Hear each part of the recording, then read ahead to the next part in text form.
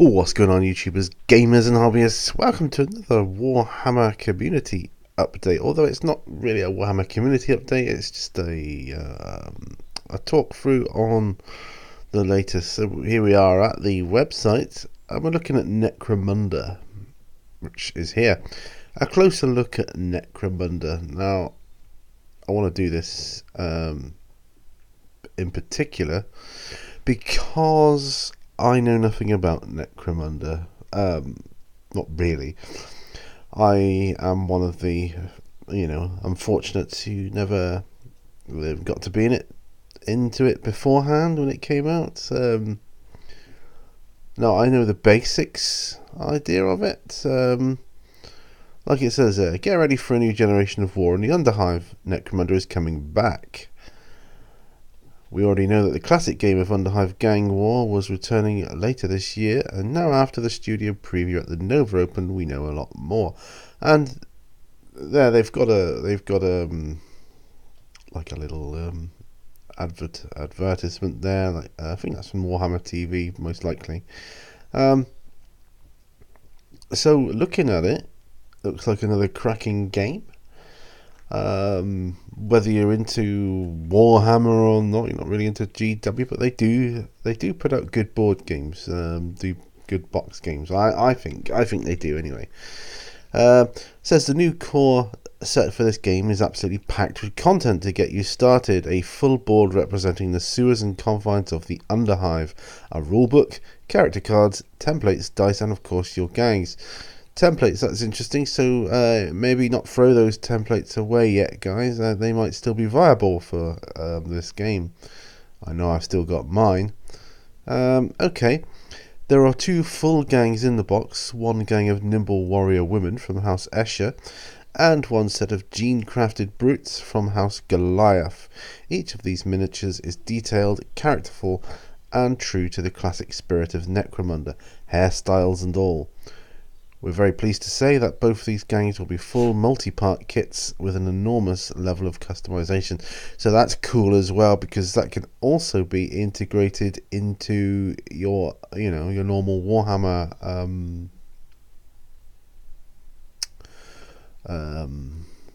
armies, whatever. Sorry, I lost my thread there for a moment.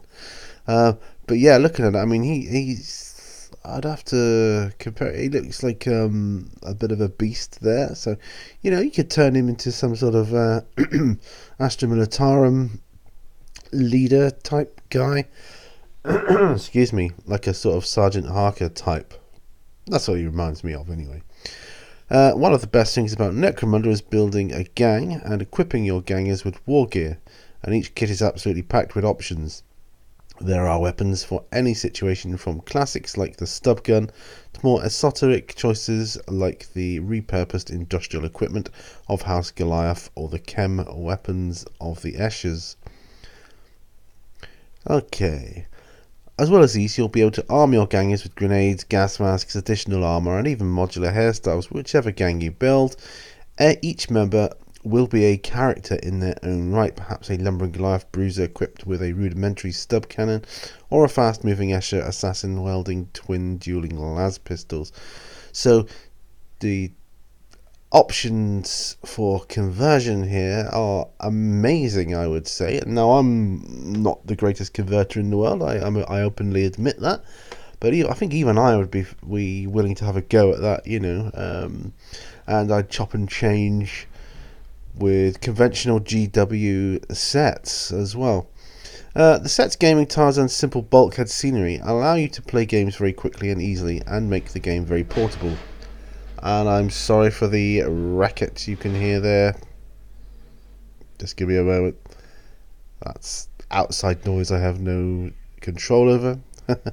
Right, before I was so rudely interrupted.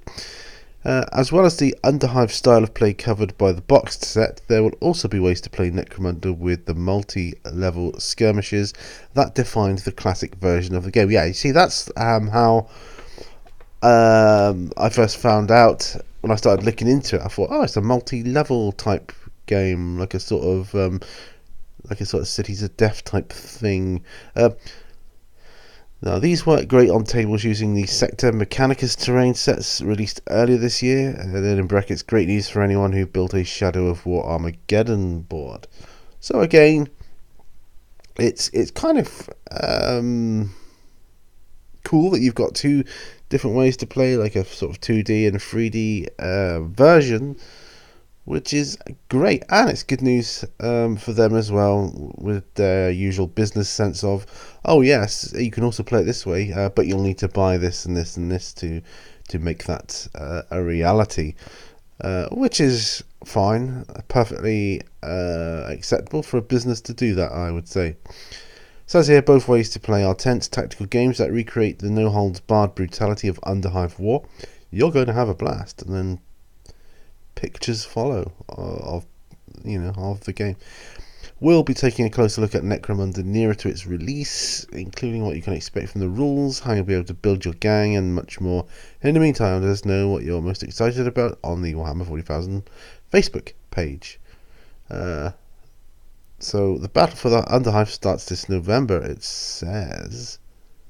So yeah, well, if that's just some of the models, they look super cool. They look like you could use them for a multitude of games. To me, it really does.